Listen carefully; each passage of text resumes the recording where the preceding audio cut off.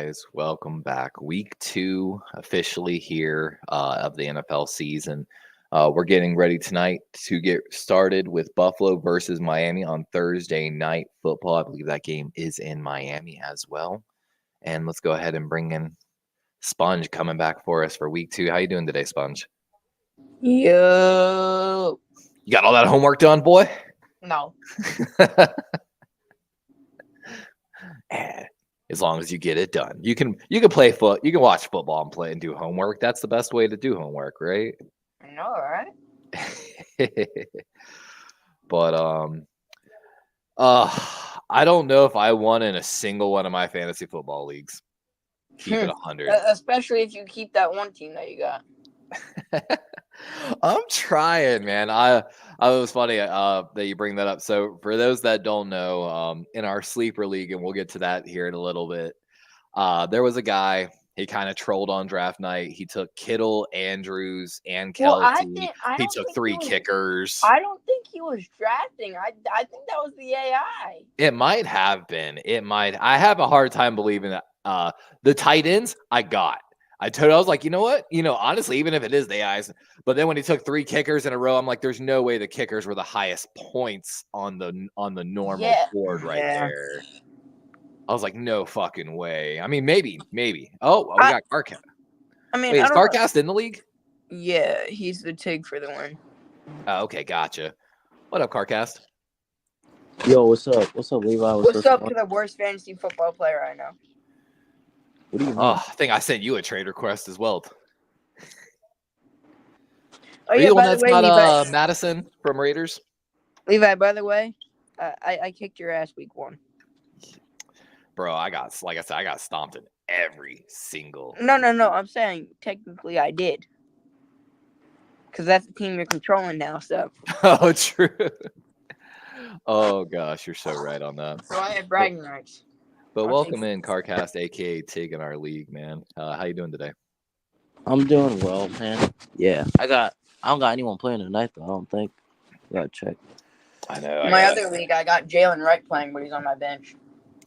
RIP to my first fantasy team that had Puka Nacua. Not a good way to start the season. Oh, speaking of that league, let me get that zoomed in a little more for all the viewers.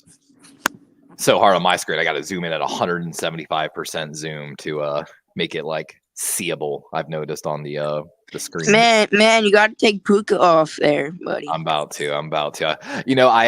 I started doing my moves, and then I was like, wait, I'm gonna wait till the show starts so we could talk about it and like do it all live. But yeah, the Puka thing hurts. But here's what this is: a 10-man fantasy league that my boy Chimera, who's in our other league as well. He's a Buffalo Bills fan. Chimera had that caught my eye.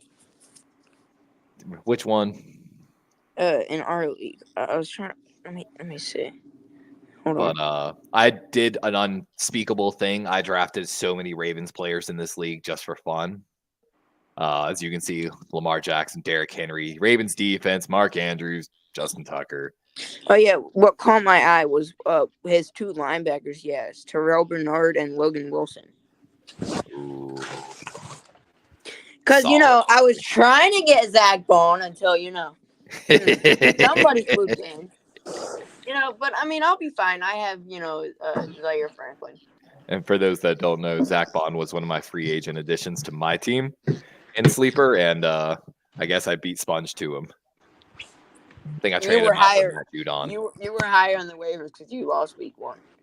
Yo, Sponge, your team's ass, bro. It's better than fucking yours. And we'll get to that. Nah, I don't know. You know what hurts me in this league? I've got Jonathan Brooks and Nick Chubb on IR already, so both my IR spots are already filled. So you can't put Puka. Mm-hmm. Luckily, you have an empty bench spot. And I had Xavier Worthy on my bench, so we're gonna move Xavier Worthy into that. And I'm thinking here. I'm gonna take a shot here. I'm gonna move DJ Moore out of my flex. I think for Tyjae Spears. That 50-50, I don't buy it. I don't for a while I've been wanting to cut Chase Brown just because he's just been. I understand it's 1 week, but he was supposed to split the carries. He has, but both running backs suck ass so And far. if he can't throw the ball, Joe Burrow. I wanted to show some clips, but I don't want to get in like too much trouble. But I have like so many like football and fantasy football clips. I mean, they're all short, but I've got a clip of him just really messing with his wrist, his hand. Like Yeah, it does not look like it's I healthy. saw that. I mean, if he can pick it up, if he can pick this up, this week, then I'll keep him at my RB2 in our league. But if not, I'm sending him to Levi's team because I know Levi will take him. Can you I pull might up our honestly. teams? I want to see. Yeah, Go ahead. hold on. Let me do one more. My other ESPN league then we'll get to the star sleeper. Yeah, I love Chase Brown, Sponge, but like I said, he's not going to win that job till later in the season. But they're going to give Zach Moss the veteran carries and like that respect as a veteran until Chase Brown. The problem is I can't keep doing that. I mean, mm-hmm. I would have drafted these guys. I had Jameson on my bench in this league. Oh fuck me, excuse my language. And I lost by 50 points to Hawk Tua. I got Hawk Tua, guys. You got Hawk Tua and spit on that. Someone needs to Hawk Tua and spit on my offense.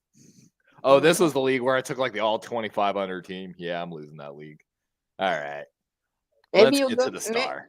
Levi, maybe you'll go for the shit bowl. I wish they had the shit bowl. Let's see. I want to look at your team, CarCast. Let me see. Are y'all playing each other this week? Team sucks ass. No, I'm playing 80 the Packers right now. The only reason Sponge won is because that dude didn't set his lineup. His team's ass. It would have been a lot closer if I had made the moves and set that line. All right, yeah. But it'd be like that sometimes. That's Sponge all I gotta say. I mean that guy didn't want to. Sponge got lucky that I also thought I had set I had set auto substitutions that would automatically move players in the slots, and I guess I hadn't, and I'm upset. But still, even if George Kittle didn't perform anyway. Ooh, CarCast is predicted to lose by 2.99 points. But I still won. I'm predicted to lose by 1. Talk about thin margin, though. I was predicted to lose week 1, but I still won. But let's see, Joe Burrow. Ooh. What's your backup plan for Joe? Do you have one on your roster already? I gotta pick one. Jordan Love. Oh, that's Julian Love. Sorry, that's Julian Love. He put up 18 points for me though. Bro, I tried to tell people that Seattle went and got 2 veteran safeties that they really like, that know how to play Mike McDonald's system. They're not all-stars, but they're not going to let stuff get behind them, which is what he did in Baltimore. I wanted Jordan Love. I'm so glad. I really want Myles Garrett to pick it up a little bit because I've seen what a lot of these defensive players can score, and he should be up there because either that or Pittman, the points for sacks needs to go up. Maybe I don't know. What you want for Addison, CarCast? Ooh, what else? I think I made you a trade offer actually. Hold on, I gotta go. Let me see if I can find my trades here. It's probably some shitty ass offer. Damn. Oh, did it? I think you might have. It's probably a trash offer because he wouldn't take my Brandon Aubrey for Trey Hendrickson one. Why is it not? Oh, because it's on my other team. Oh, the node. I'm sitting there like, why did I not? I forgot. So what I had to do is I have one team on here, and then my phone is logged into the other team. Is what I had to do to so I didn't have to constantly keep logging in and out to manage both the teams. You have 2 rookie wide receivers in your starting lineup. Yeah. Dude, I mean, which team are we talking about? Are we talking about poetically speaking? I was talking about Spongy's team. Oh, let's see. Take a look at Sponges here. So Jaden Daniels, I mean, not terrible fantasy. He didn't throw much, but he ran for good yards. Yeah, Chase Brown was a little too high, but also I understand. And then, of course, you've got one of the fantasy football most controversial players right now. I've even got it here in my notes. Jaleel McLaughlin versus Javonte Williams over there in Denver. Like, who's gonna win that? You know, they both didn't run the best. I mean, Jaleel had 7 points last week. Yeah, exactly. Like he's He had one more than- injury or a bad play away from taking that over. He had more points than Chase Brown, so you know. You're not wrong there. I think we lost CarCast. Yeah, with this shitty ass Wi-Fi. It'd be like that. Let me see. Yeah, I offered him TJ Hawkinson for Alexander Madison. Would you take that trade, Sponge? But Hawkinson is on the pup right now. Yeah, he's on the pup list. But I've always had success in my leagues with Hawkinson. And I've always made it far because he's always scored all my points. And I forget who my tight end is. McBride, I think. Yeah, Dalton Kincaid. Oh, Kincaid. And my other league is McBride. And then you also have Ben Sinnott, which I love that pick as well.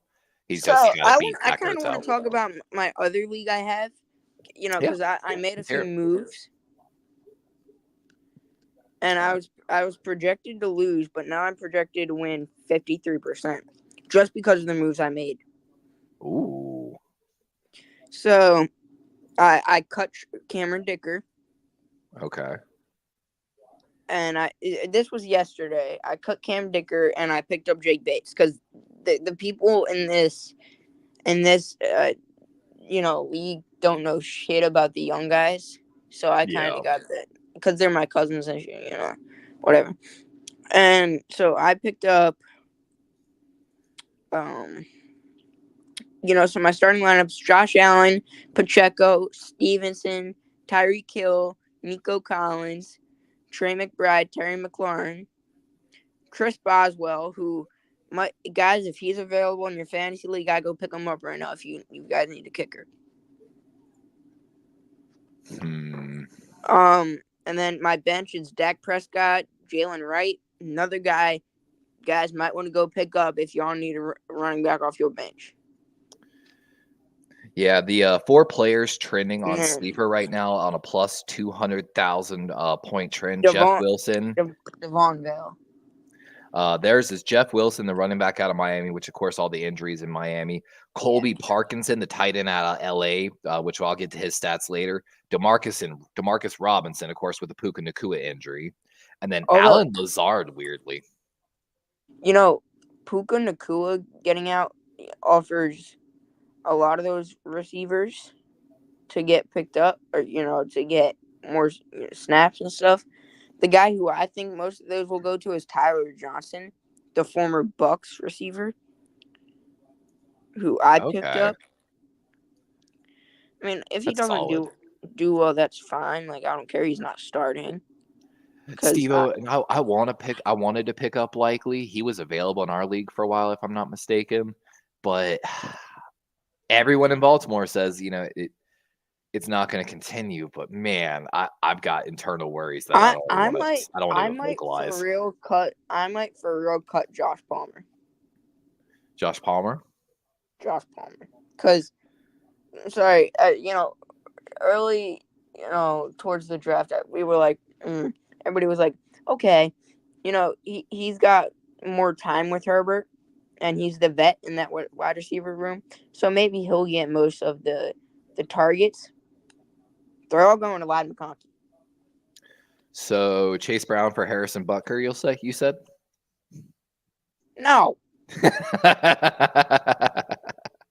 If I wanted a backup kicker, then. So what if it was Bates? If I wanted Bates? Kicker, I'd just be fucking. Again, what if I got you Bates? Would you do Bates for Chase Brown? Maybe not. I was about to say, you give me that. Yes, I'm sending the trade offers to Sydney today. But, yeah. Oh, we got Fantasy Guru. You know who that is? Or who? Fantasy Guru. No idea. Or should I say shit name? Who? I'm about to say, who's this? What's up, ladies and gentlemen?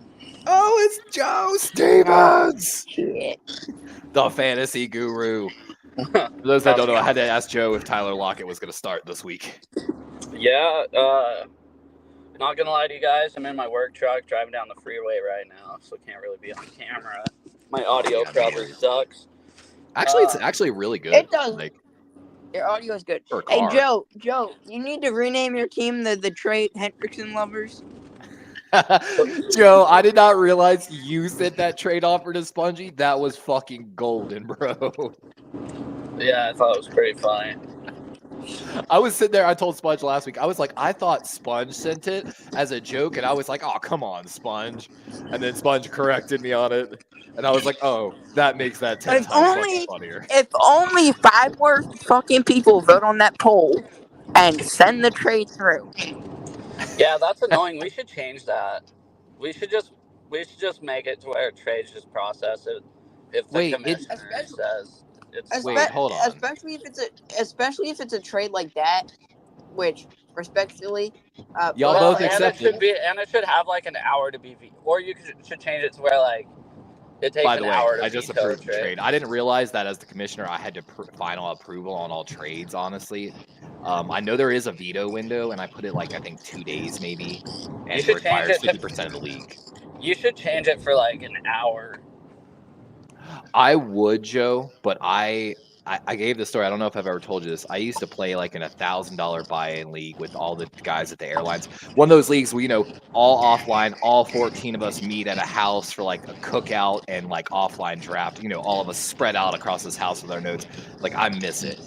And 2 weeks before the playoffs, the commissioner's cousin, who was in the league with us, they made a trade dead middle of the night with a 1-hour trade veto window, where they exchanged all of one guy's best players for all the other guys, like injured and worse players. The dude made the playoffs. He beat me by less than 10 points in a 2-week playoff format. Honestly, I took a break from fantasy football for a long time after that. So I have a little bit of a thing with the trade veto. Yeah, me and Kyle. Kyle were messing around because he's a commissioner in one of the leagues. And I appreciate Kyle, by the way. I message him all the time asking him about advice for our league. Hey, that guy picked my fucking guy I was gonna pick up. Anyways, so he has the ability because he's the commissioner to veto trades. So I traded him like Stephon Diggs and AJ Brown for a kicker, just because, and just left it pending. And people were just getting so pissed off, and we were like, "We're just kidding, guys. We wouldn't do that." I just feel bad I had to take over a second team in this league. Hey, Joe, what kicker is it? Because if it's fucking Jake Bates, I'm going to be pissed. This was a couple years ago, so I'm not sure. Let's see. Joe Stevens. He got some of the best young running backs in the league. Why trying to see if there's any. I was going to do a dynasty, but I want to make it like a Corey Davis league and all that, and like make a trophy. I've like talked to trophy makers and all that stuff, and but I just wasn't able to get it all put together this year. See, in that case, I won't be shit talking in that league, especially if somebody doesn't accept my fucking trade for a kicker. It's one of those ones too. Like, that's a league that's made that should be a dynasty, but like when I get the trophy made, I need to like make like a small agreement basically among. So when you join the league, you make an agreement like you're not gonna like steal the trophy and not send it to the next person. And if you can't afford to send it to someone, man, the league can pay for shipping. Like, everyone chipping $1 to ship. Like, if you can't afford to pay for shipping, exactly, like there's a bigger problem. Exactly, like, so just a gentleman's agreement kind of deal. I'm not gonna fucking send people to get something notarized. But you've got Stafford on your bench. Stafford's actually highlighted to be one of the best quarterbacks this week. Who are the Rams playing? Arizona, who I believe is PFF's worst rank pass defense. Basically, anyone playing Arizona's got a huge bump. Colby Parkinson, the tight end. Check this out, guys. So of course, Colby Parkinson, one of the fucking Joe picked him up. 4 guys. Oh, nice pickup, Joe. Did you get Colby? You did. Yeah. So, Joe, hear me out. Colby Parkinson, tight end for LA, was in for 80 or ran a route on 86% of all the Rams passing snaps. So bodes well for his receiving numbers. But also going against Arizona's, let me see here. I have it written down. Jalen Thompson. Jalen Thompson last week allowed a 100% catch rate against him in coverage against tight ends. And seeing as that on 86% of the snaps, Parkinson's going out for a catch, numbers are in your favor, good sir. Hey, who was PFF's #1 overall graded defense last week? Do you know? Oh, I bet it's you. But let me double check here. Yeah, Seahawks 91.0, top 5. Seattle, Minnesota, Detroit, Chicago, which they say Chicago's pass rush is getting there, and then Dallas. Yeah. I told you about Mike McDonald. We were just talking about Love, honestly, your safety. Yeah, I mean, he played decent last year for us. Mm-hmm. So what do you guys want to talk about? What's the agenda here? So of course we set our lineups. What I want to say is that fucking Jake Bates trade should have been accepted the first day I fucking sent it. Spongy, you need to watch your language, buddy. Young man. I mean, if she didn't want to take the trade, though, that's what I'm saying. I feel like I might be able to get her to make a trade. And then Levi, I sent a trade for Brandon Aldridge. You know Sydney's Kyle's wife, right? That's what I figured. I was so funny is I took a wild guess on that, and I figured it was right. Girlfriend, but either way, yeah. It's like me and my girlfriend. We've been together for a long time, but I want to be able to buy her that nice ring, not that bad cheap shit. I'm looking, Sponge. What are we talking about here? I don't know. That's not good for the show. I got to redo Streamlabs spot. I thought that Levi, the only reason I sent that Aubrey and Hendrickson trade through is because I knew the guy would probably accept it. And then I was like, oh shit, yeah, this can get vetoed. Yeah, Joe. So the general point of the fantasy football show is, of course, I'm in 3 different leagues. I'm controlling a 4th team now in this league because I kicked that dude who, wasn't setting his lineup and stuff like that. Was there by chance the guy that drafted the only kickers and tight ends? Yep, that's who. He did not set his quarterback or his flex. For last week, I directly messaged him as well. I talked to Cahill about it. And I got the free fucking win, baby. So I'm actually running his team now as a separate team to try to keep the league more competitive and Who was that guy? No clue. Supposedly, I think it was one of CarCast's friends. Yeah, well, unfortunate. But I am playing him now. So if you're looking for something, I'm trying to I think I did send you a trade offer as well, if I'm not mistaken. If I'm not mistaken, I rejected it. Say what, Sponge? You're going to get a trade offer very soon for Zach Bond. That's the team I'm pretty happy with. Yeah. I still do need running backs, though. All right, Chase Brown for Zach Bond right now. Ooh, I take it. That's sneaky. I take it. I'm a guy that my draft philosophy. My draft philosophy was listen to Levi. Good running backs. So my draft philosophy is take running backs early. You can pick up your receivers later. Some people feel the exact opposite of me, but that's my philosophy. It really depends on how the board's falling. Like is what I think. But my draft strategy was just listen to Levi's stream. I know I want Tyjae Spears from Joe Stevens so bad. Is he my second running back or who? I forget. You've got Bijan Robinson from Atlanta, Jahmyr Gibbs from Detroit, James Conner in Arizona. Yeah, so Spears is definitely up for trade. And then you've also got Wilson from Miami, who's going to get a bunch of carries probably tonight. And then Tyjae. That's why I think I sent you an offer for Tyjae because I was like, yo, come on, man. I picked up Hefe this morning. Oh, I know you made some good pickups, honestly. Well, I was just surprised that, for one, I was like, all right, I got Parkinson in 2 other leagues. So I was like, yeah, I don't know. He was a Seahawk for a while, but they didn't use him right. So. I'm just mad. If I had started Dobbins last week, I would have won, and I'm a little upset at myself for that one. Dude, I feel bad. Joe playing? Oh, you're playing Cahill. I'm playing him? You're playing Cahill. Oh, I'm playing Kyle. Yeah, last week I felt bad because my Seahawks beat Kyle's Broncos and my fantasy team beat his. Other Kyle, obviously. Kyle Kidsman.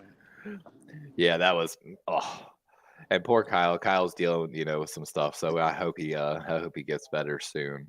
You know what? An interesting guy, because we both kind of screwed him over last year and just like blew him off. And talking to him last week, he's a pretty dope guy. I actually really like him.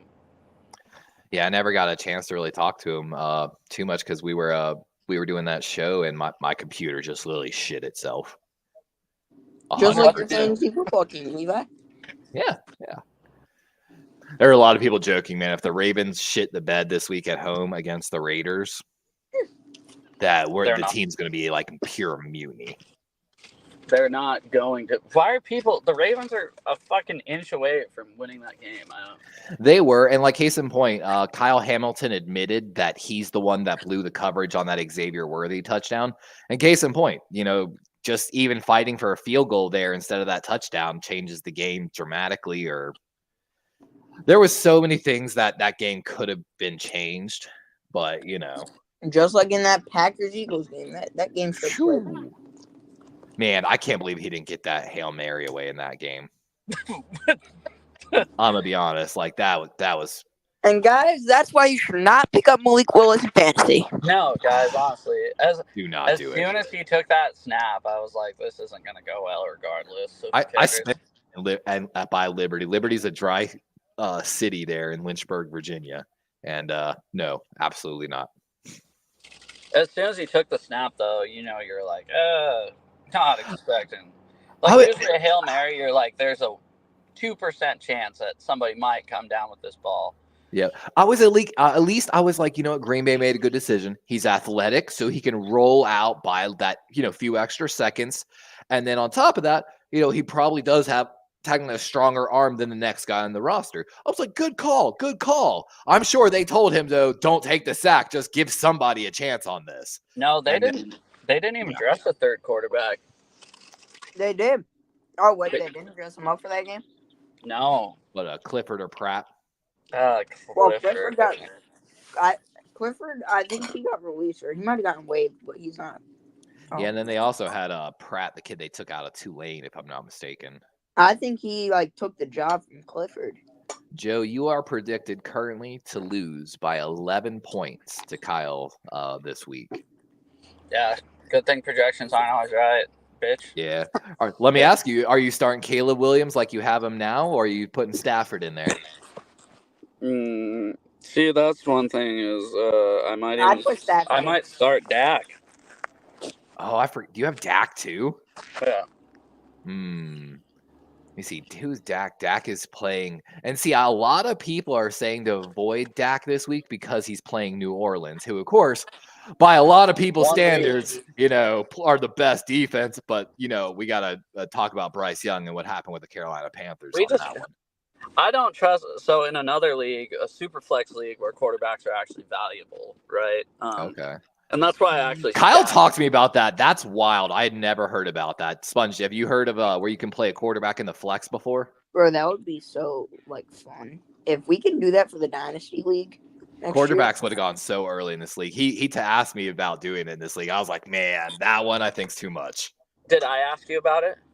No, I think it was Kyle that mentioned it in my direct messages with him. I was asking him about settings for the league before I started.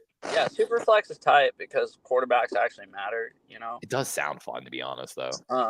And then we have the other league is a 12-team league, so not everybody can have a backup quarterback. I mean, even in the 14 man league, there are some teams I'm looking when I evaluate their rosters and I'm looking at their depth. I'm like, bro, what are you gonna do during a bye week?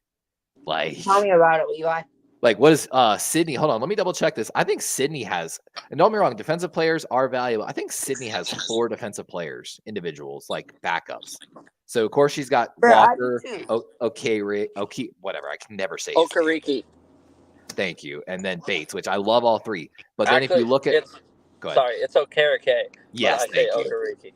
Okereke. She's also got Landry and Phillips, 2 other linebackers on her bench. She has she has like very limited depth, I should say. Jordan Mason helped her out a lot. But the 2 defensive players, I'm like, man, I feel like it's just not worth carrying on your bench. I might honestly, guys, on that other team that I took over, sadly, eventually, I might have to just drop my kickers. I'm trying to trade them so hard. Like, what? Well, I know why you're going to trade for no kickers. And that's why I'm like, I think there is one person that I don't even know if they have a kicker, to be 100% honest. Yeah, it's Kyle Kitzman. He didn't start one last week. And then my kicker, I didn't even realize was out. So neither of us really had kickers. I'm going to be honest. My strategy with fantasy football, when it comes to kickers and defenses, when their bye week comes up, I drop them and grab another one. I often do that unless I have like a premium guy like Tucker or something. Like someone, because in this league, of course, you know, the 50-plus yarders are really worth some good points. Yeah, but yeah. And that's why I wanted Jake Bates, but I'll stick with Kyrie Fairbairn. I mean, Dickerson got me like, 11 last week on 3 kicks, I think. Which is not bad. Moody got a lot of points. My kicker got 0, but it equaled out because he didn't have a kicker on his roster. So Moody actually wasn't the highest scoring kicker this week. Who was it? Do you know? Well, it was actually a tie between Moody and the Steelers kicker. Who's still a free agent in a ton of leagues. When you're looking for a kicker, you're looking for an offense that can't finish in the red zone. Yep. That's what you truly want in a kicker. Or a kicker that's offense is going to score 6 touchdowns a game and they get 6 extra points. And then at least then they're minimum guaranteed the PATs. But like, I'd rather them boot 3 from like 50 and freaking outscore my wide receivers. Yeah, Justin Tucker used to be that guy. Till they miss from 50. You know? I know Tucker is 1 of 6 now in his last 50-yard attempts. Bro, you know what's like? I don't like how they, when they make predictions of what the players are gonna score, and their predictions, they're straight. They're trash. Hey, how much longer are you guys gonna be on? Like, at least like 30 minutes, maybe a little longer. It just depends, how the show's going. I'm going to take a small break before Thursday night football. Make sure I go get a walk in for my dog because I'm calling that game tonight as well. All right. Well, I'm going to run really quick. I might be back in like 10 minutes or so. If not, it was nice talking to you guys. Yeah, no, man. We're always talking about you on a lot of these shows. I'm like, and every time you go live, I always miss you. Yeah. Because I go live at weird times. No, I'm just kidding. I'm the one that goes live at weird times. All right. Well, like I said, hopefully I'll talk to you guys in like 10 minutes. If not, have a good night, and I will talk to you guys soon. Yep. Hopefully we'll talk to you soon. But if not, have a good night, Joe. We need Joe on a Jackbox game tonight. Oh, I know, right? That's what I've been saying for like weeks. Steve-O says there's 2 guys in my league that have both QBs with this. Oh my God, dude. And that's like the first thing I look at after I take my QB is I figure out his bye week. I look at the matchups of that week, predict what I think is going to be the most favorable matchup. And usually, it depends on who the quarterback is. Sometimes I don't know if he's picked up in our league yet, but this quarterback might be really good this year. Who? And he already had a good week 1. And, I think he has a bad matchup this week. Baker Mayfield. Ooh.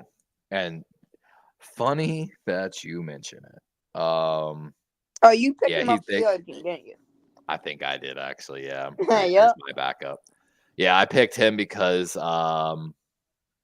wait, do I have? No, I have Gardner Minshew actually in this league. And it's my backup. You might have to pick up Aiden O'Connell soon. I know he might beat Minshew out if Minshew, doesn't. But the thing is this, Minshew put up about the same stats as Trevor Lawrence. And that's always like, let me take a look and see Trevor Minshew. I think Jared Goff's a week 5 bye. He is week 5. They're playing Denver. And that's why I took Gardner Minshew as my backup. I don't trust Gardner Minshew at all, but I can trust him in a Denver game. I see you just straight up cut Drake May for the other team.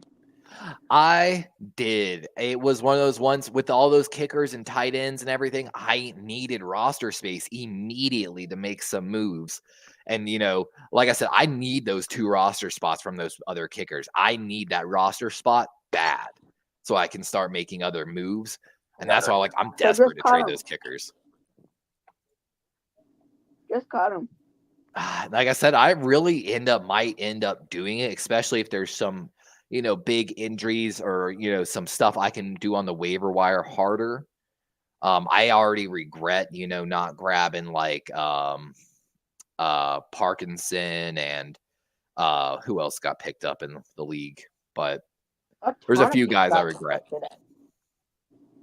Yeah, Demarcus Robinson, I really regret not grabbing. The Pac fan grabbed him. Like fire grab. Joe Stevens got a fire grab. Jeff Wilson again, fire. Cahill dropped Alex Singleton. Cap 9 are adding Noah Fant. I just dropped Montez Sweat too. Do you think Alex Pierce will continue to produce in Indianapolis? That's a big question. With Josh Downs potentially coming back? I like both of them, but, the receiver, I believe he's picked up in our league, but if he's not, go pick up for now. The next star receiver for the Indianapolis Colts, Adonai Mitchell. Oh, yeah, he's on team for sure. Let's double check which team. I probably spelled his name wrong. Why is it not pulling him? Oh, it might just be in his age. There we go. Mitchell. Yeah, he's picked up on Cap McNiner's team, actually. He might be a guy you might want to sneak a trade for. Oh, yeah. The captain, the Colts were mad. Supposedly there was people spreading rumors about Adonai before the draft, which was really hurting his stock. And the Colts owner actually addressed it after they draft him. Why is Jared Goff playing better on the Lions than he did on the Rams is what I want to know. Right system, maybe he needed a wake-up call. Maybe that's what he actually got asked that question. Forget when it was, and he was like, "The environment is so different. You're not, he felt pushed, and with Sean McVay, and Dan Campbell is such a different coach. That you have what is his name? They have an offensive coordinator over there that's got a lot of head coach interviews, but he's Dan waiting. Johnson. Yes, he's waiting for the exact right job, supposedly, to take over somewhere.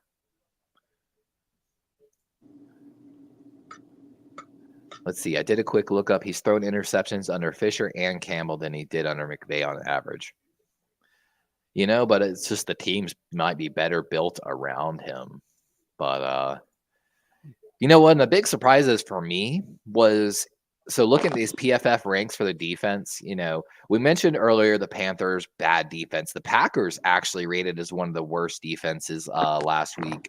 Carolina Panthers, of course, obvious. Cardinals, we've mentioned them earlier. But do you know who's ranked the number 1 worst defense after week 1? They're the only one out of the top 7 teams in defensive play. The Houston Texans are ranked the worst defense right now. I'm mind blown. Did they play last week? Let me see if it'll tell me here real quick. Indianapolis Colts. So Anthony Richardson tore them up. See, I think that blew my mind. The Colts are just this team where they're so athletic on the offensive side. If you look at their draft strategies, and they go by the SAS score, was it? Mm-hmm. Average or athletic score, whatever that's called, the something athletic score. Right. They go by that. and that they get like all the twitchy guys, you know, the receivers who are real twitchy. I guess the quarterbacks that are real twitchy too. Shout out to Anthony Richardson. But yeah, shout out to that offense, man. To have I don't- the worst ranked defense and still come away with a win. Like I said, only team out of the top 7 worst defenses to do that from week 1. Yeah, but I don't think, especially with the Texans having a defensive coach That and those a problems will defensive continue. player himself, I think they'll play much better against the Bears this year. I really hope so as well. You know, I think honestly so they moved on from Jonathan Grenard, who ended up, I think, going to Minnesota, which was funny because then Daniel Hunter left Minnesota to be the big signing for Houston. I honestly think I would have kept Grenard over Hunter. I think Hunter's a great pass rusher, but you got to be able to stop the run too on the outside. I think Grenard fit the system more. He was there for much, much longer. Exactly. I think they should have used that money to keep him there. I He's wonder been what there happened. for so long. He was there when he was drafted there, I think, right? He was drafted there. He was drafted there in like 2018. Mm-hmm. Or 2020. Like they worked with him. They were patient. Like it seemed like they really liked him. He put up like 10 to 12 sacks last year, I think, 12 sacks. Yeah. Like he put up basically the same numbers as Hunter. It just didn't make sense to me. But you know, one guy I might have to swing a trade for, just for the fun of it, because Joe Stevens has 3 quarterbacks. He does. Caleb Williams. He'd probably do it. What are you gonna offer him though? I don't know. I have a lot of running backs on my bench. See, he doesn't need a running back, especially the guys that I have on my bench. Let's see. You have a 44% probability to win this week. You're playing AD, the Pax fan, who he's got a solid team if I remember correctly, and he made some really good moves. Oh, Deshaun Watson. What a shame for Browns fans. And that's been a huge talking point is how, Baker's played really well. I'm not going to sit here and defend Watson. I am going to defend his play, though, real quick. Okay. With the allegations going on and his father just passed away. It'd be hard for anyone to play. It's going to be hard for him. And their tackles were out. That offensive line was bad. Yeah, and they just lost their top offensive tackle, right? I think. Oh, yeah, they did. Yep. If I'm not mistaken, both tackles were out. Yeah, I think so. Like, where is Batonio still there? I don't know. Yeah. And then no Nick Chubb. Jerome Ford's though a pretty good back. I feel bad for Jerome Ford isn't that guy that you're just oozing at. He's that good pace back, in my opinion. Yes. He's an RB2 at best. They don't have one right now. That's the thing, and that's probably a reason Deshaun can't succeed also. Also, some of my favorite PFF rookie targets that I saw come across the numbers, Ladd McConkey had 7 targets in that. And so that's actually one of the talking points I have here is the LA Chargers trio. Gus Edwards, J.K. Dobbins. We already got a battle right there fantasy-wise where Dobbins, of course, looked great last week. But I knew that Ladd McConkey was going to be so good that even I was drafting him to the Eagles in mock drafts. Mm-hmm. And we didn't really need a receiver. I was just drafting the best player available. Like I told you when they were analyzing tape, man, Ladd McConkey got the best of every single number one. He was burning every single corner in those drills. His route running is outstanding, and his ability on the deep crossers. And that's why I really wanted to pick him up in the fantasy draft. But y'all, I give some of the people in this league credit. They bit on him quick. I feel it though. They didn't have a lot of top level targets, and we saw it 5 catches on 7 targets last week. Next guy, one of Kyle Kitt's guys, Devon Vell. I'm guessing it's Veely. Only dude, 8 targets, 8 catches. Only went for like 36 yards, but that might be an early sign that that's Bo's slot guy. I don't know. Is he a rookie? Because I think he's like 26 years old. Let me double check on that. Because he's always been a guy. I think he was there last year, and he was always towards the top of the. He's a rookie from Utah. Rookie from Utah. Holy, he's 6'5". Yeah. Dude, dang. He wasn't on your draft special. He wasn't actually, and I'm like, dang, I missed a guy. Possibly. There's always guys you're gonna miss though. Man, he's only rostered. Wait, oh crap, he's not rostered right now. Holy shit! Hold on. Right, I'm making a move right now. I'm gonna beat you to that shit. No, I need him. Don't you do it.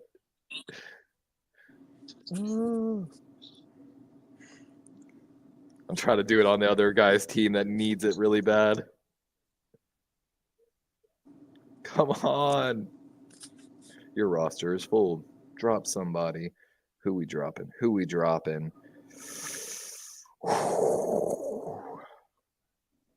Bold move here. Bold move.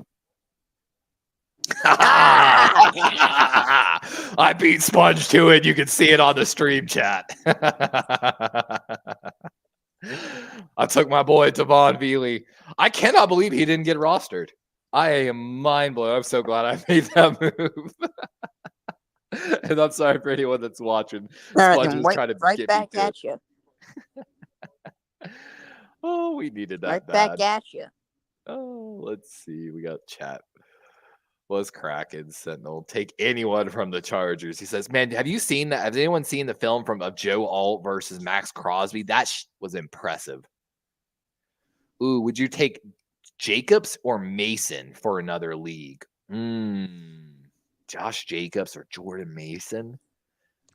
Josh Jacobs is going to be the centerpiece of that offense for the next few weeks.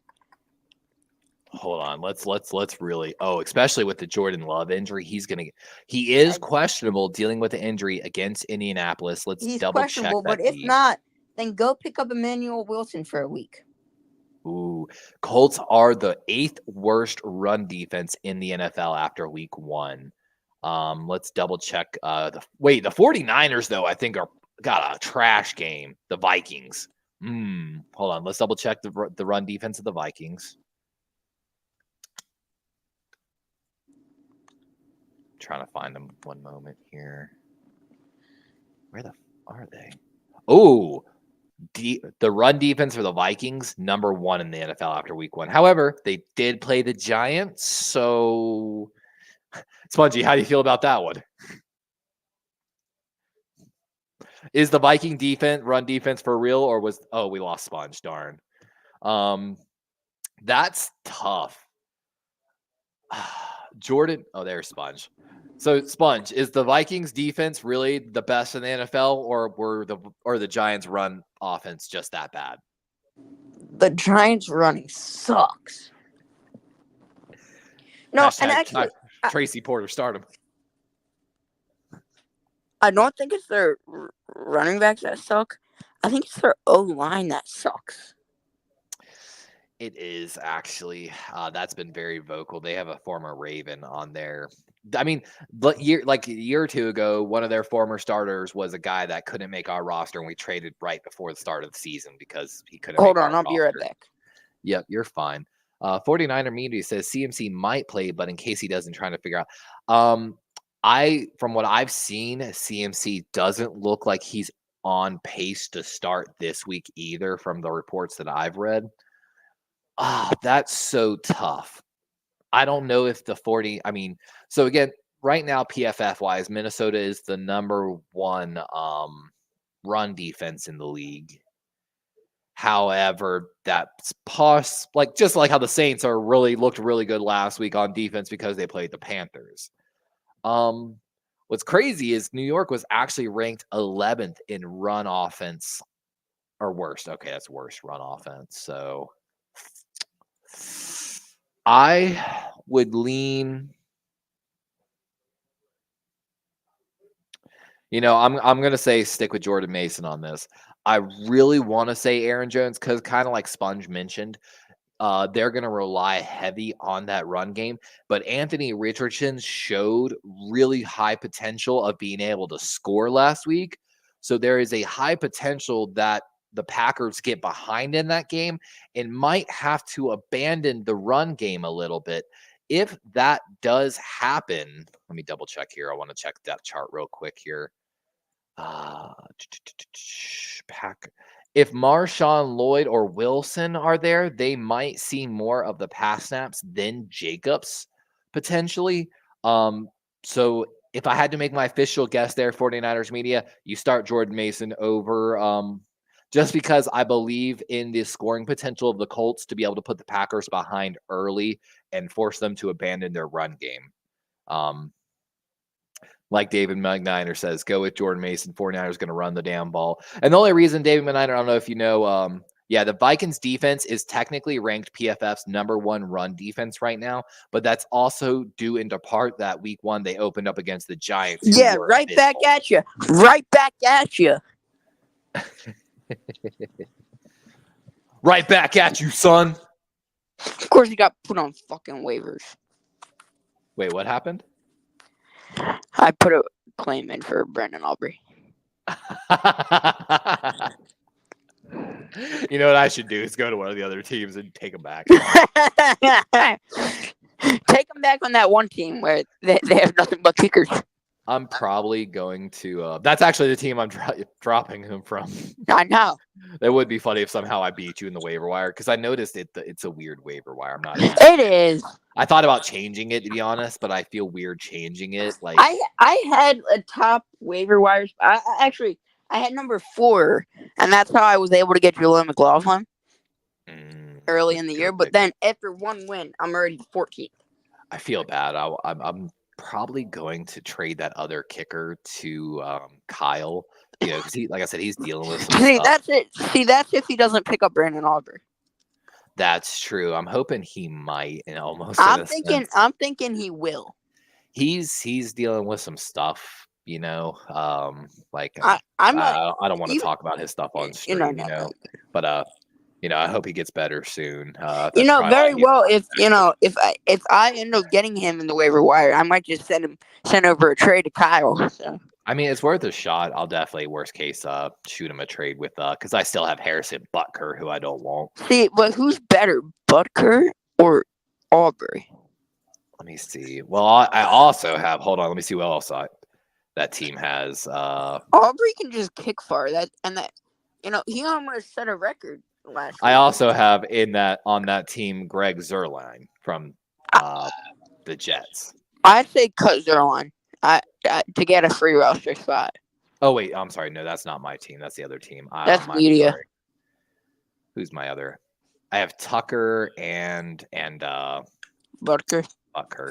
Yeah. So it's like I'm gonna keep Tucker on that team. So see, of course, okay. out of all 3, I don't know how you Even feel about keeping 2 kickers on your roster. I'm not a fan of it. I'd rather. Because that's what I'm gonna do. But I just cut one of my receivers, so I'll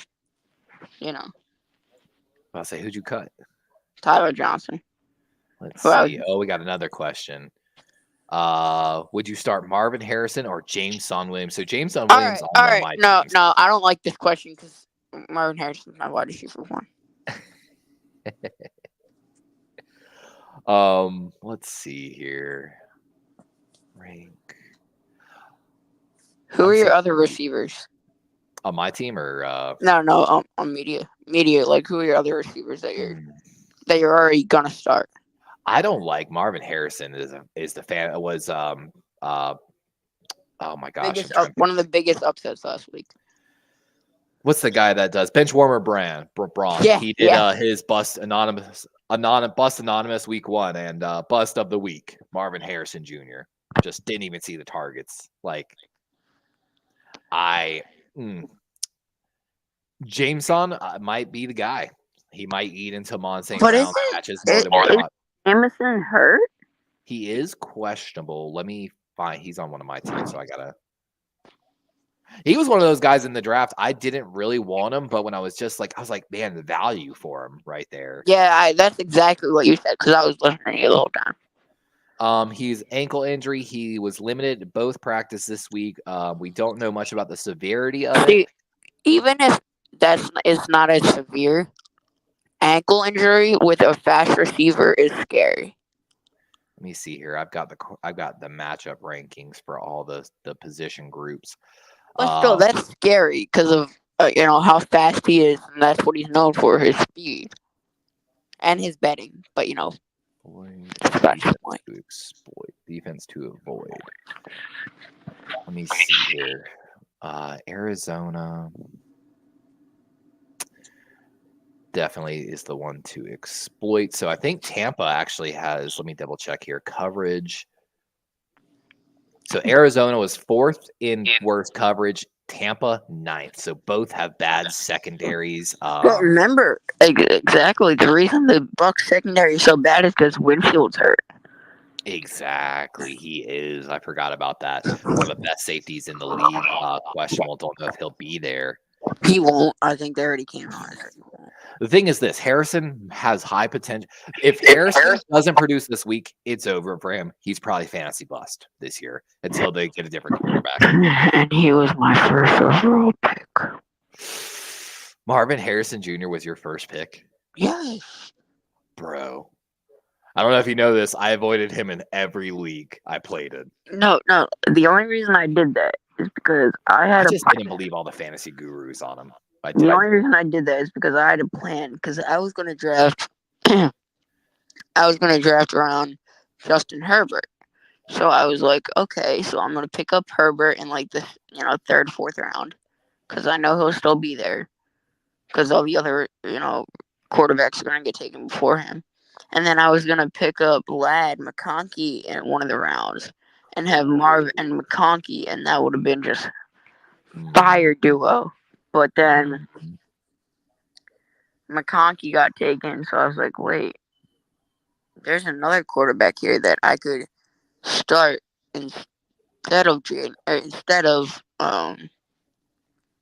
Herbert, and that's Jane Daniels, who I believe I got offered a trade. I don't know if it was in our league. Hold on, I can tell you right now. Oh yes, it was Cahill. So this I was looking over your team 49er media. I'm looking. I don't know. He's got Zerline. So this I was need running backs though. This was the trade I got offered by Cahill.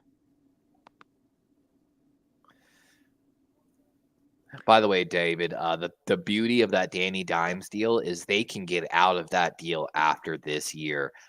He will still count $11 million on the books for 2 seasons. However, by cutting him, they would save like $30 million next year and like $47 million the year after. So I think it's a given that after this season, Daniel Jones is cut by the New York Giants. And what's funny is, again, I don't know if I'll get in trouble for showing these clips. I may or may not do it.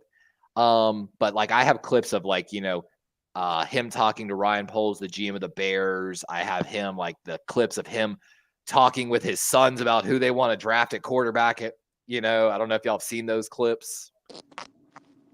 Giants, they've got work to do though. Most GMs I've ever seen. Oh my God, dude.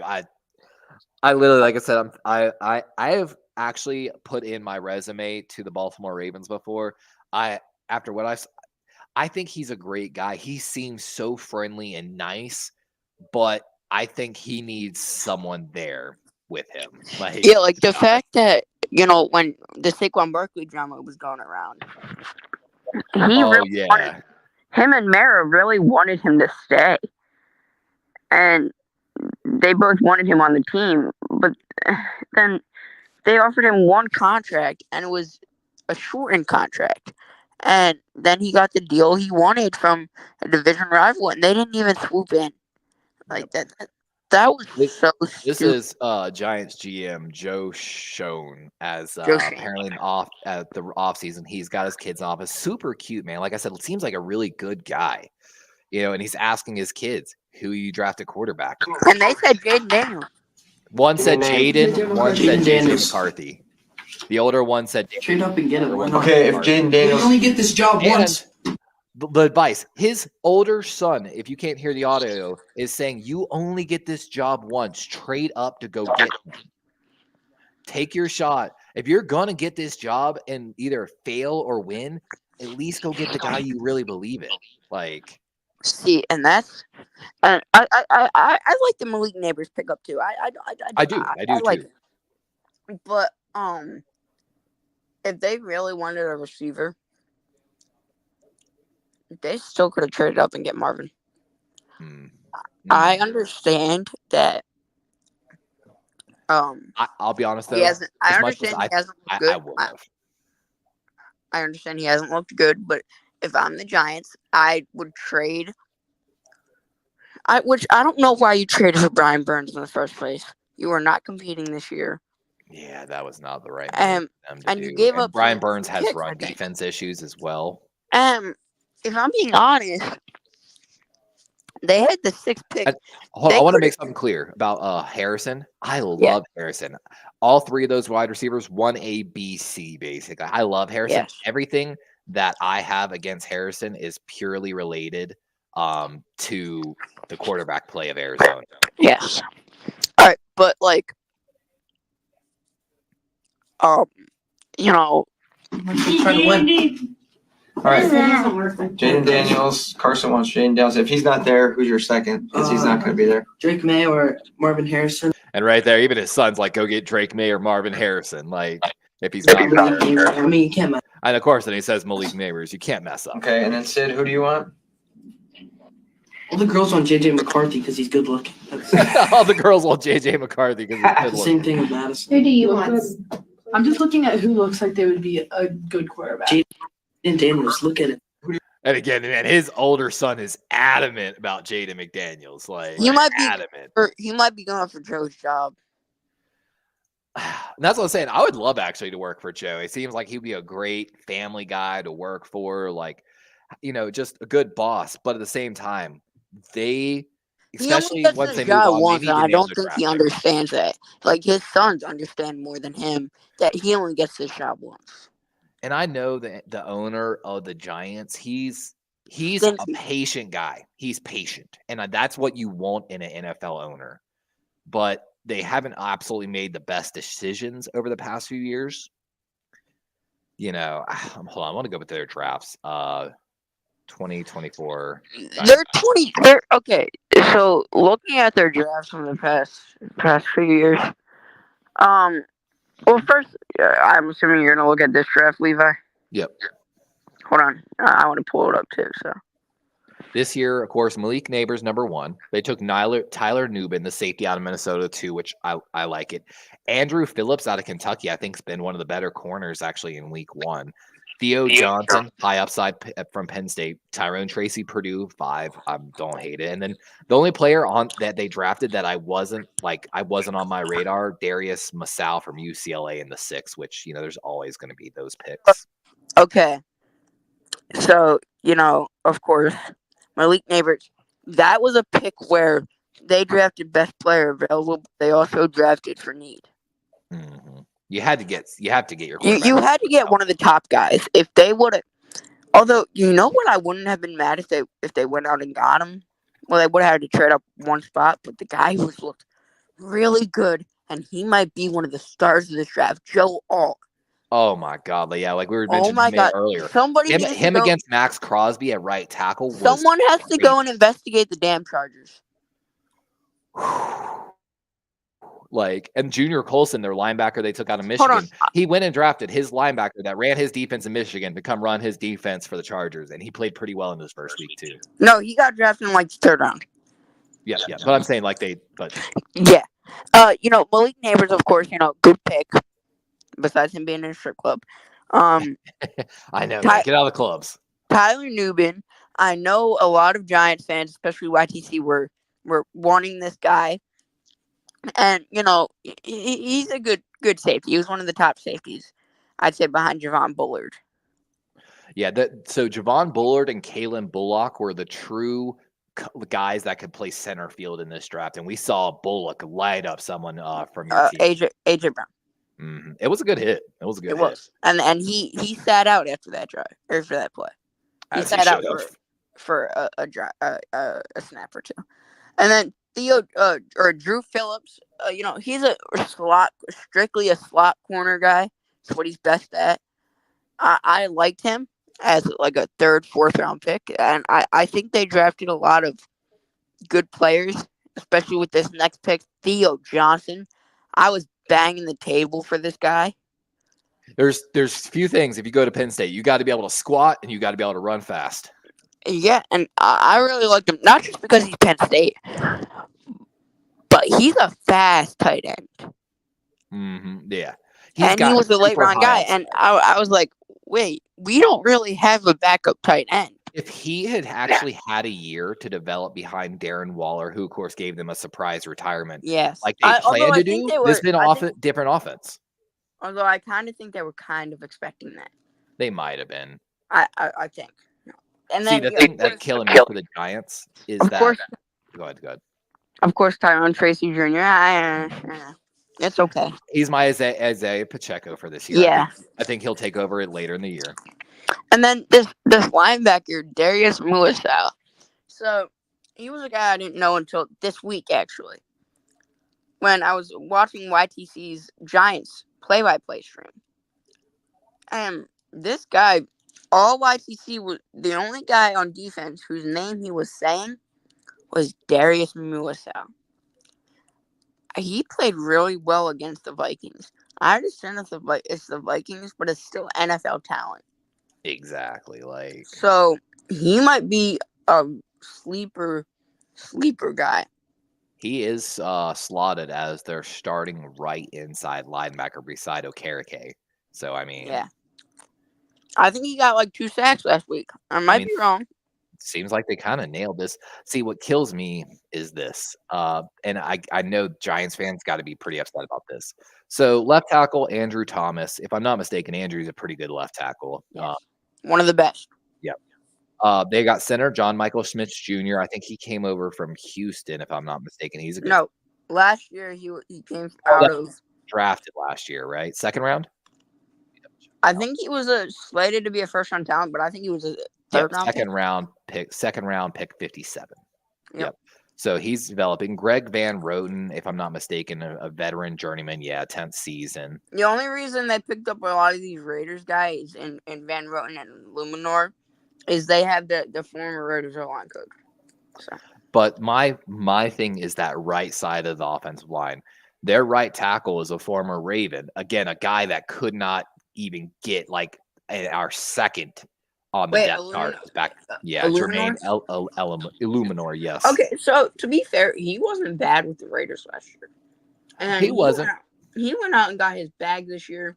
He's protecting a trash quarterback. But the thing is this: they have Evan Neal, their first round pick from 2022, is behind him. And that O-line is trash. They need help at guard, sucks. and I'm just not a big believer on that right side of the line. Like the fact that a Raven that was like 9th on the depth chart, as your starting right tackle is, I would find concerning. I know he played better for the Raiders, but John Simpson came over from the Raiders and played mid for our team, and of course he's gone now after one season to the Jets, and we saw what happened to the Jets. So can I go over another team? I mean, if this is okay, can we just go over like some of the drafts that some of these teams had? I'm here to talk, man. I've still got Chargers. an hour. Let's just look at the Chargers real quick. Okay. All right, first round pick 5, Joe Alt, offensive tackle on Notre Dame. It's an offensive tackle in the top 5 picks.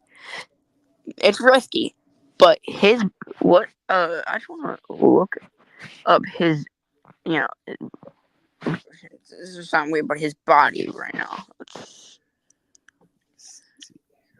6'9". Yeah, he is a absolute 6'9", 322, and his dad used to play in the league for the Chiefs. So the thing is this too with Joe Alt. talking about him, the tape that so there's a guy, Baldinger, covers the Ravens a lot, but he's a former offensive lineman that does a lot of reviewing tape now, and you can find his stuff on Twitter. He was reviewing Joe Alt's tape, and that 6'9" length is what destroyed Max Crosby. Crosby had him beat several times, but Joe Alt, continuing to move his feet, technically sound, and his length, was just able to keep his hands on Crosby and just ever so lightly push him enough to constantly move him out of the way and just mess up his rush. Like it was masterful to watch. And you need guys like that. I think that's exactly why. That's a franchise tackle, 100%. It is a franchise tackle, and he's like I said, he's taking Lane Johnson's position. He's going to be the future Lane Johnson. Oh, absolutely, absolutely on that. You are not mistaken. The fact that you got that at pick 5, he has, and I know this is kind of a hot take. He has first overall pick talent. Oh, I agree.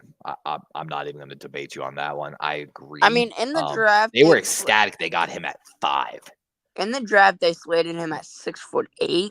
I don't know if Google is wrong. I think they are wrong. I think he is 6'8", but he's probably 6'8 3/4 is probably what it is. I know that always used to bother me. My official measurement when I played was 6'2 3/4. So I was just under 6'3", but I told everyone I was 6'3". After that, they traded up to pick 34 from New England. And I can't believe New England didn't take him there. Lad McConkey, wide receiver out of Georgia. And, this guy. That seemed like a Belichick style move still. Yeah, taking McConkey. I mean, I know they went and got, what's his name? The Washington kid. Oh, my God. Their third wide receiver. Polk? Yes, Jalen Polk. Thank you. But would you take Polk or McConkey? McConkey. Right now? Exactly. No doubt. That seemed like a Belichick style movie. It wasn't respectfully, I don't think McConkey would have panned out with the Patriots. Yeah, they got no quarterback play. His first year would have been wasted. No quarterback play.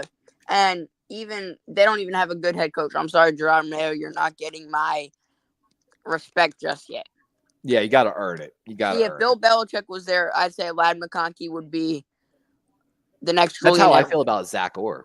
I love Zach Orr to death, dude. The 57 jersey is part of his, even though he wore 59, is part of his legacy as undrafted rookie free agent linebackers. But you got to earn it, man. Especially after McDonald set such a precedence. Brad McConkey, man, that pick was amazing. I was even looking at him to be the 22nd overall pick because, just at that time, I was scrolling through Twitter. I didn't know that, Sentinel. And I saw this kid's tape. Oh my God, he was burning. Clinic. He doesn't have elite speed. He's not super huge, but he can burn a guy. He's got them.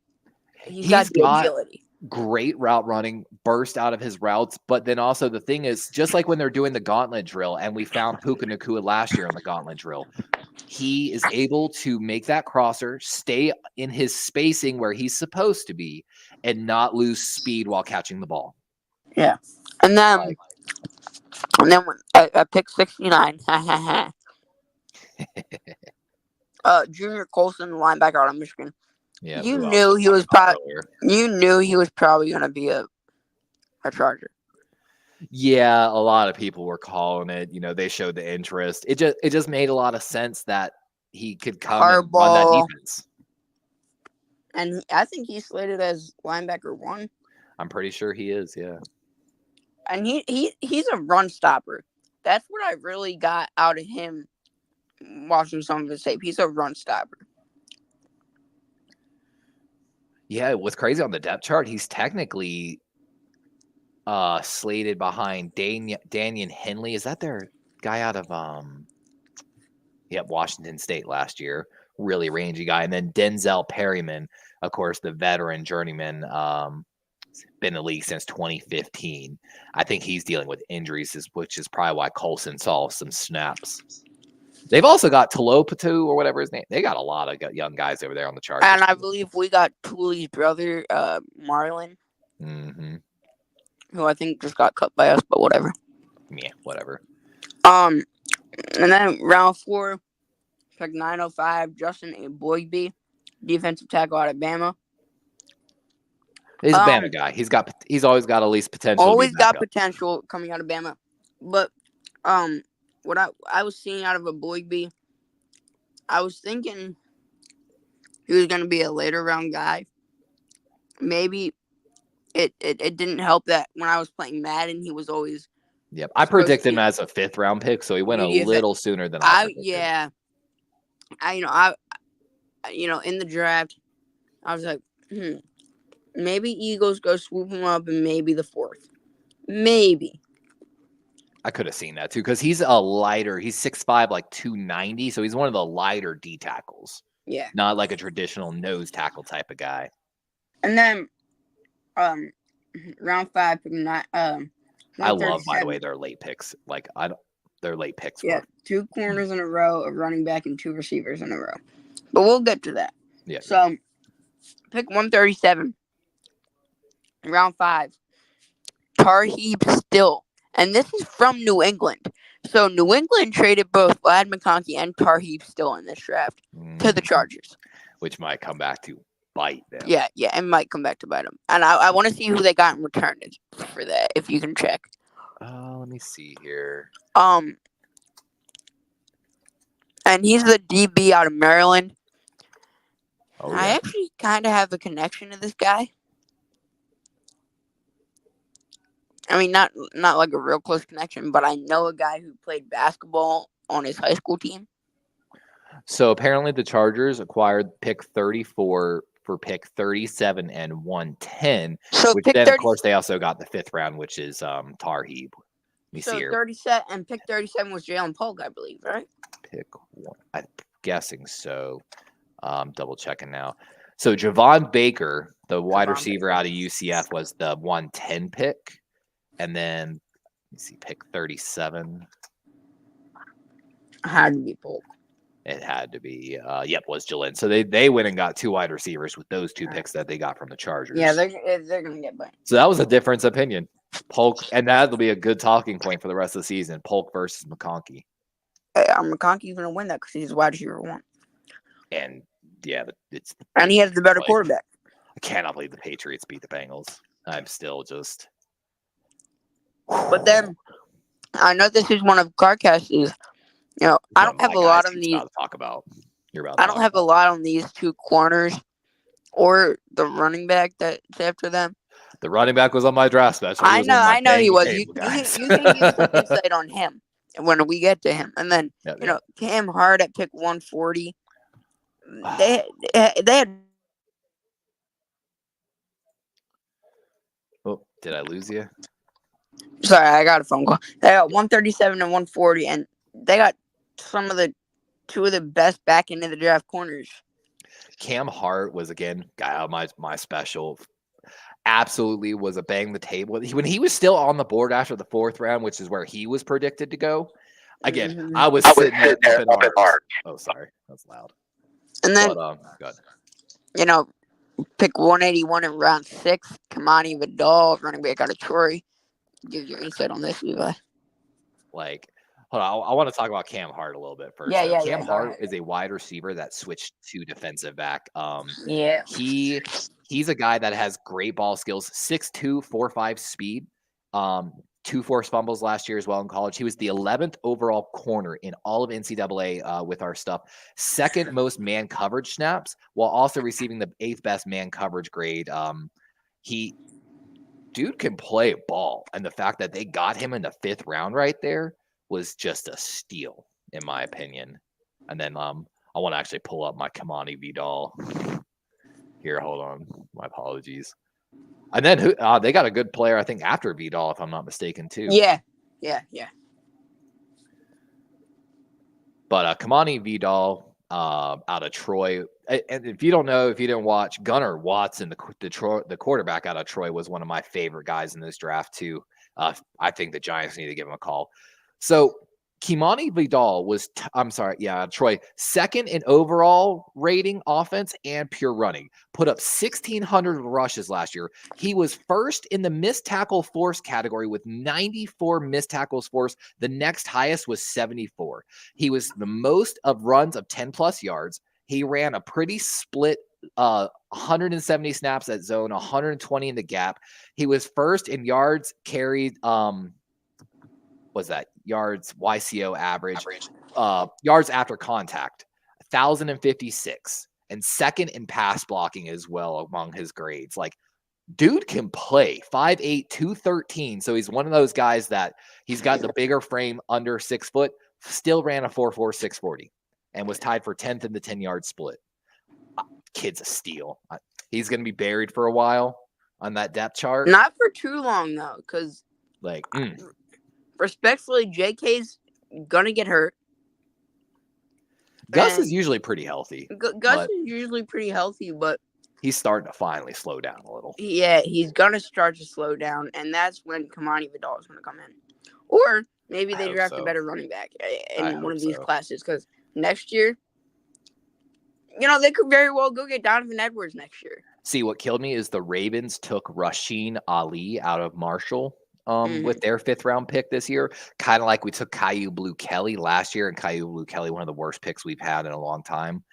I was so upset with my Ravens when they took Ali. I'd seen Ali. I liked some of his running. I didn't like it all. He had fumble issues, which scared the living hell out of me. And the fact, like, there was Dylan Lobb, Kimani Vidal were still on the board. Carson Steele. There was a lot of guys, like, let's just say that. But how about that first 7th round pick by the Chargers? Yeah. Brendan Rice, wide receiver out of USC. I cannot believe they got him in the 7th round. He's going to be a guy, they're going to develop him, and he's going to turn to at least a wide receiver 3. I think the Chargers are going to be laughing in the faces of a lot of teams after this draft, after this year finishes, and especially in the next 2 to 3 years when like Vidal and Reed and Hart start taking over. I believe the Niners were eyeing him like crazy. Oh, I can't. Again, it was one of those ones. I cannot believe him and Frank Gore did not end up as a 49er. Not even like a what's the word? Family thing, like, Nyanism, whatever it is. I thought they were both really good players, especially for beyond 4th and 5th round picks. And Frank Gore Jr., I think he got overlooked because of his name. That was respectfully, because I was like, bro, this guy, they talk about him too much, so I didn't really look at his tape. All right, I saw him in that first Bills preseason game. He looked amazing. I don't know how he got cut, especially from that Bills roster. The thing is the Bills drafted another good running back. Yeah, Red Davis. Of course, James Cook and Ty Johnson was already fighting James Cook for RB1 almost some of the times, or like taking some of the carries. But like, why not? I understand Ty Johnson might have been playing well. He's a vet. He's not going to be there next year, but you know who is? Frank Gore Jr. and Ray Davis. I agree with you on that. And they carried supposedly a 4th RB into the season, Darrington Evans. Care if you like vets, as a head coach, but you got to think that way sometimes. Yeah, I mean, you have to be eyeing the future a little bit. And that's one of my things I've been a little critical on Harbaugh about here and there, is that I felt like he would bring in veteran guys, which is great for the locker room, and I understand why he's doing it, but I felt like sometimes it inhibited the growth of younger players. Yep. Oh, we got J-Bad. Charm City checking in right next to M&T. Got this trade offer today. Najee and Golf for my Pollard. I lost Jordan Love, so I'm leaning towards taking it for QB stability. Oh, a 16-team half PPR league. Oh. Najee I can't even comment on that. That's rough, because I have Jared Goff as my starting quarterback in my fantasy football league, actually, right here. Sucks. Hey, don't be hating on my team. We lost week 1 because I made because I didn't start J.K. Dobbins like an idiot. Oh, it's your fault. That's tough, because J-Bad, I am a big believer in Tyjae Spears. I featured him on my draft special last year, one of my bang the table guys. But Tony Pollard's played really well. I didn't expect Pollard to come out and look as good, and he did. He looked really good. It also depends a little bit on maybe, 16 team league. There is probably no depth left on free agent wire. I can only imagine. But I also don't like Najee.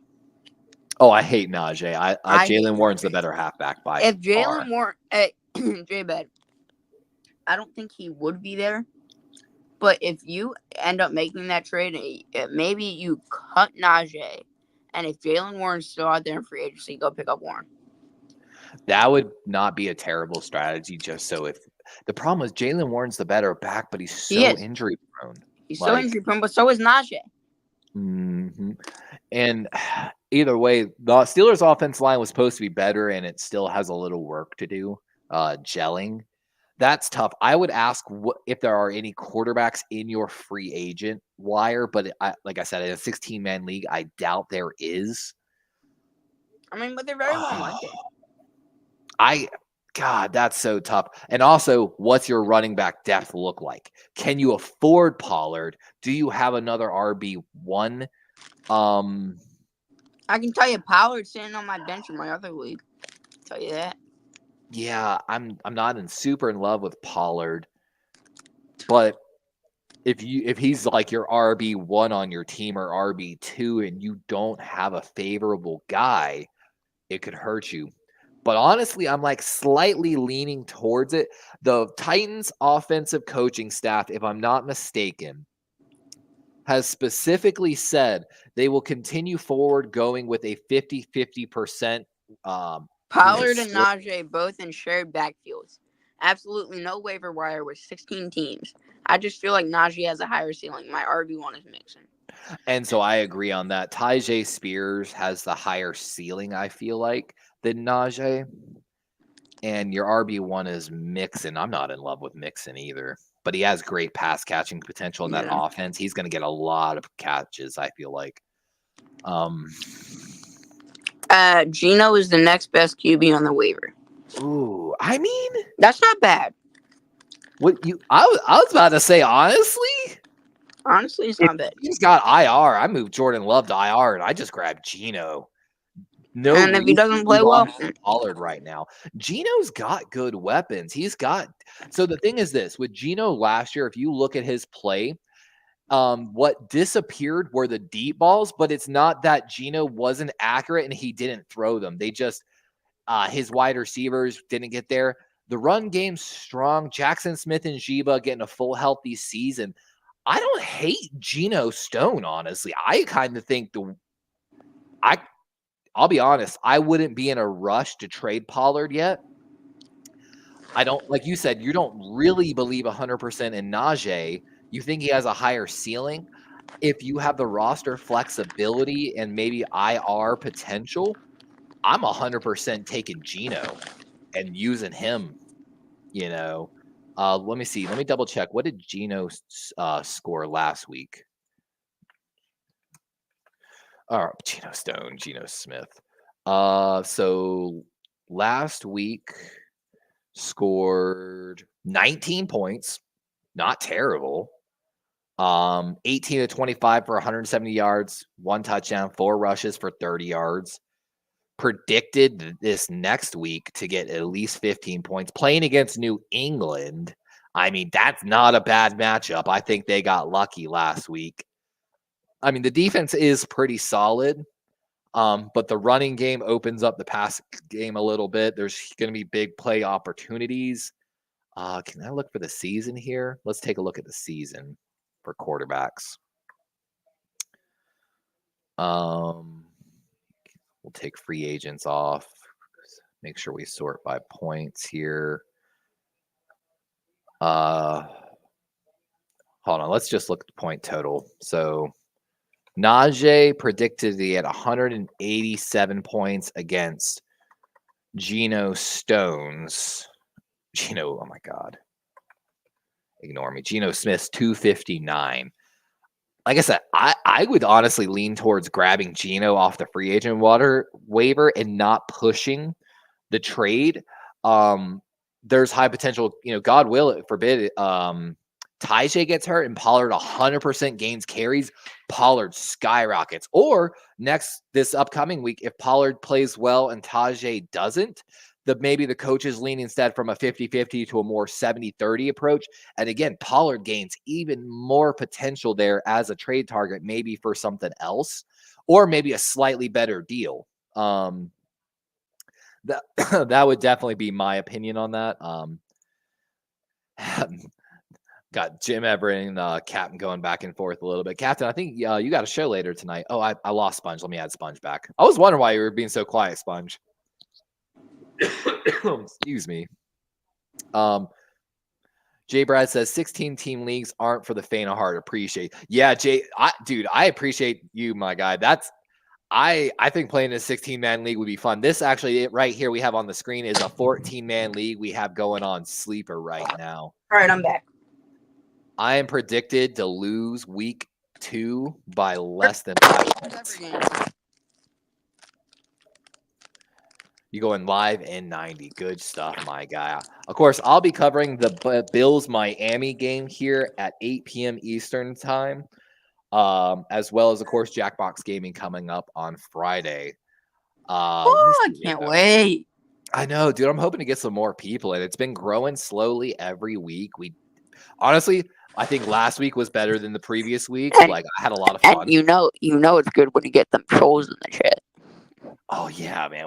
When trolls are coming in, it's raps. And especially if we actually had our first ever audience member joining the games last week. For those that aren't aware, the Jackbox games, we usually have like 8 different people playing. You can have people that are just in the chat play the game, but once the game fills up, you can actually join as audience members, vote for questions, influence the game a little bit here and there, even as an audience member. So it's really fun, honestly. Jim says, I'll see you in 90, Captain. Jim's like, I'm already coming to troll that chat. And the last pick, just to get this quickly, last Chargers pick was a compensatory pick in the 7th round. Cornelius Johnson, wide receiver out of Michigan. This was their touchdown catcher last year when they were in the red zone. Mm-hmm. So, another Michigan guy coming to the new Michigan team. Yeah, I learned that from a Michigan fan that I know. And he told me that, he's going to miss that guy, especially, when it comes to, and the other team that I think had a good draft was the Bills, but I'm not going to look at their draft. Yeah. And again, some of the rookie targets we talked about earlier, Lad McConkey, Devon Veely, if you didn't see, I beat Spongy to that pickup 8 to 8 targets. Also, I know they're already probably picked up in most leagues, but Xavier Legette and Malik Neighbors both got 7 targets last week from their quarterbacks. So rookies on the up trend. Sentinel and Jim Everett going back and forth a little bit here. Of course, some stuff to keep an eye on. Javonte Williams versus Jaleel McLaughlin in Denver. Russ, did you see Russell Wilson dress even though he wasn't playing and not even active? That absolutely ridiculous. Keep an eye on Justin Fields. Of course, Gus Edwards, J.K. Dobbins. And this is something, Spongy, you talked about a little last week. Is Christian Kirk now the odd man out in Jacksonville with Gabe Davis and Brian Thompson Jr.? Gabe Davis, I'm sorry. Gabe Davis sucks. He's not going to be there long term. They're going to draft another receiver this year. I'm calling it. Ooh, big words. But, it looks like Christian Kirk might have led people astray in fantasy football a little bit. Teams to keep an eye on, though. Jerome Ford playing against the Jaguars. Jaguars top 10 bottom run defense.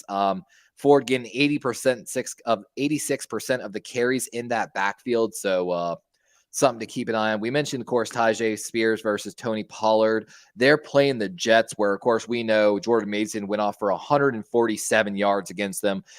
Jets were very undisciplined in their gap integrity in the run game. Demarcus Robinson, of course, we talked about part of that plus 200,000 watch. He's playing the Cardinals. Cardinals have a horrible passing defense, and Allen completed 78% of his passes against that Cardinals defense. It was bad. Malik Neighbors taking on the Commanders. They're one of the worst run or pass defenses in this, so maybe Neighbors will have his breakout week. And if you weren't here earlier, we were talking with Joe Stevens about this. Colby Parkinson, again, one of those plus 200,000 edition guys on Sleeper. He's playing the Cardinals this week. Jalen Thompson matched up in pass coverage last week for the Cardinals, allowed a 100% catch rate. So if Parkinson has not been picked up in your league, absolutely need to grab him. He's a must start. He ran a pass route on 82% of all the pass plays by the Rams. So huge additions. And again, Vele, 8 of 8 for 36 yards, PPR guy for sure. Hot take, and I don't really think it's that much of a hot take. I just don't think anybody's really talking about the draft right now. Donovan Edwards will be a Charger. Ooh. I know. Spongy's already on that 2025 draft, which I appreciate. My brain just can't even deal with it until I'm closer and I really get an understanding of who's coming out and because there's just so much to watch. Yeah, there's just one guy, quarterback. He's not on a good team. And he's not the best. But I think he could be a practice squad or quarterback 3. Mm-hmm. And he goes to the Buffalo University. Oh. CJ Ogbonna, Ogbonna. Senior quarterback. He has 87 passing yards, 1 touchdown. Oh, yeah. I mean,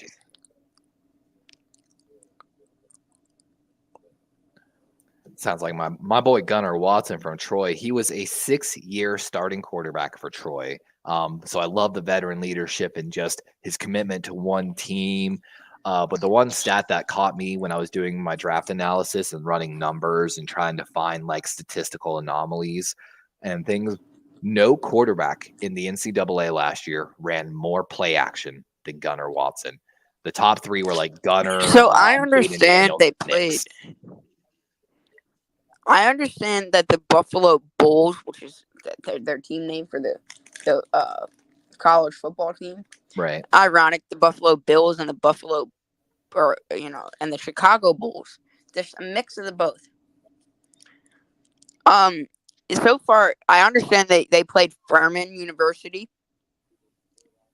Hey, Furman actually had a few guys that I think are on teams right now from last year. But CJ Ogbonna this year, of course, only I think 1 game. 250 passing yards, and he's more of a scrambling quarterback. 2 touchdowns and 1 interception. So something to keep an eye on from a smaller school. If he school. can keep this up, I think he's definitely going to get drafted in the 7th round. Hey, man, a lot of these quarterbacks do slip, case in point, my draft special, Keaton Mitchell would not made it out of the draft last year. He would not have been an undrafted rookie free agent if I had been a GM in the league. And I think anyone would have been happy with his play. Another guy, I don't know if he's going to come out this year because he's not on a good school, and he's still got, I think, 2 years of eligibility. If you've got eligibility, you maximize it for that NIL money. Yeah, but this guy's not really getting NIL money. He's on Kennesaw State. I mean, hear me out. Kennesaw State had no money, and then Kennesaw State became one of the favorite takeover programs in college football 25, and everyone started putting out videos about Kennesaw. But this guy is the star of their offense. Gabriel Benyard, running back / receiver hybrid. Gives off Deebo Samuel vibes. Taysom Hill, is that you? But he really gives off Deebo vibes. So he's a real athlete kind of guy. But I think he's more of a running back in the league. But he can still catch it. He can line up and play as a receiver. And you need that. I mean, that's what Christian McCaffrey made his money off of. And I with think Panthers. this is a he guy. Was basically a wide receiver. This is the guy who I'm probably gonna, if he declares he's 5'10", 185. Let's see if he has any stats this year. That's solid size. Enough to play in the NFL. I think you've got to be over like what 170. I think to play in the NFL is the official number. Okay, so he's a redshirt junior. I mean, maybe. So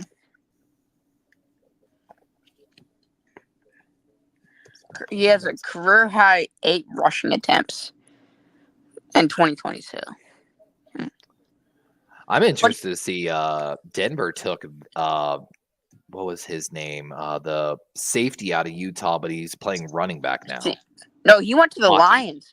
Yeah, Lions. That's what I meant to say. Yoni Zaki, because I saw him earlier. I was like, wait, they switched him to a running back? I forgot about that. Yeah, they said that during the draft process, and I was like, but this guy, he's also a return man, so he's really super athlete. Longest kick return, 84 yards. And longest punt return, 63 yards. You know, and the last comment, too, I want to say is we saw some interesting tactics out of the kickoff returns. I really liked what I saw, you know, like a variety of where they would try to like lull them into a sense of sleep, kicking it through the back. And then a lot of these kids are going to get drafted just because of that new kickoff rule. You're not wrong, though. Like just and this might be a guy you might have to look out for. The thing is this, if you can make 1 to 2 people miss, you have absolute touchdown potential there because that's all you really need. It's usually on good but, you know, shout out to Kennesaw State because their starting quarterback is 5'9". Who? By the name of Davis Bryson. Let's see his stats this year. I've just seen so much stuff about Kennesaw State because college football 25 and like I know, people are like literally reaching out to the Kennesaw State players who are just enjoying every moment of it. Like they probably are. I mean, like this Davis Bryson kid, redshirt sophomore, so he could from out of Woodbridge, Virginia. He might be pretty good. He's 5'9", 190. That's good size. But for a quarterback, no. No, not for a quarterback. No, out of Freedom High School, and you know, let's see his stats. I'm about to say I might actually have to go ahead and get out of here, Sponge, just because I've still got to write up my report for the Buffalo-Miami game before it gets started, and then walk the dog, of course. Looks like he has yet to throw an interception so far this year. Hey, for that size, that's solid, man. For that, you know, especially because in college football, I'd be throwing picks all the time with him. But they've actually played Louisiana and UTSA this year, which aren't bad. They are bad, actually. They're not UTSA's bad. had a few players. If Davis Bryson keeps this up, maybe a team will pick them up and maybe make them transfer portal. No. I'm talking about the NFL quarterback, running back, wide receiver hybrid. I mean, or some Taysom Hill. Maybe. Got 295 passing yards and his longest pass being 51 yards. That's solid. I want to know what his line looks like, honestly. But all right, guys, we're going to go ahead and wrap up this show for Fantasy Football Thursday. And to all Niners fans, win a Super Bowl before talking. I know the Niners and the Rams fans are going back and forth in the chat. Again, every Thursday, 5 p.m. Eastern time, we got fantasy football where we talk about our lineups, talk football in general, and just have a good old time and make sure we take questions from our fans to help them make sure they get their lineup set for Thursday and this weekend. Of course, for those that are new to the channel, we also have Jackbox Gaming going on Friday night. Sponge loves it.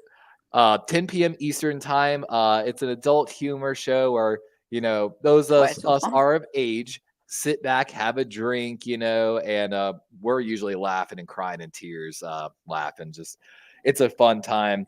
And then, especially when talking about Buckingham Phallus. If you don't know, you can say this. If you come to Darwin's Jackbox game night, you will at least walk away. You'll learn something. Yeah, you will learn something, so you can say, you know what, I learned something this week. And then, of course, wrapping up, we've got Baltimore taking on the Las Vegas Raiders at home, 1 p.m. on Sunday. Of course, we call every Ravens game. So make sure you come back and check us out. Appreciate you, Sponge, for coming and hanging out with us and doing the show. Go do your homework. Whatever. But all right, with that, Darwin's out. Welcome in, Oak. Sorry you coming in. Make sure Oak 10 p.m. Eastern. Jackbox. I know you fell asleep last time on us. Damn. Sponge, bring the chocolate. Hey, I like chocolate milk. I will fight grown men. I'm a grown ass man, and I still like drinking chocolate milk. I'll fight anyone. But all right, guys, we're out, and make sure you come back here. We're doing the game 8 p.m. tonight. Buffalo versus Miami. Maybe powerhouse. Maybe we'll set up a little Jackbox games at halftime. Maybe, right? Darwin out, guys.